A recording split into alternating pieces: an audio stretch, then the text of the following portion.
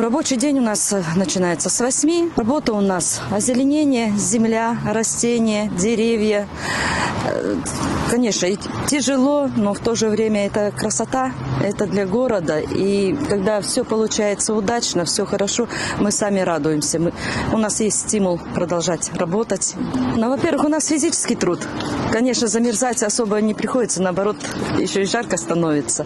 Ну, а что делать? Это работа, и кто-то эту работу должен сделать, чтобы город как-то держать в порядке.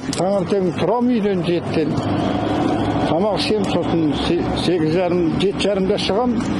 8:30-да келіп жұмысқа кіреміз. Сонда енді бүгін жер қазып жатырмыз. Ана келесі жылға нетерге нені егеміз алға. Тюльпандарды егіп жатыр бәрі. Сонымен енді осылай өтеді. Күн жаңбырда да, аязда да, неде де бәрі кезде жұмыс істей береміз. Ол өтсе де, тоңсақта бәрі. Былай қарағанда жеңіл сияқты, былай қарағанда ауыр енді. Жазда суарамыз, жинаймыз, көшені жинаймыз. Соның бәрі енді біздің мойнымызда бәрі. Жастар бізге келмейді. Ішімізде жастар жоқ, ең үлкені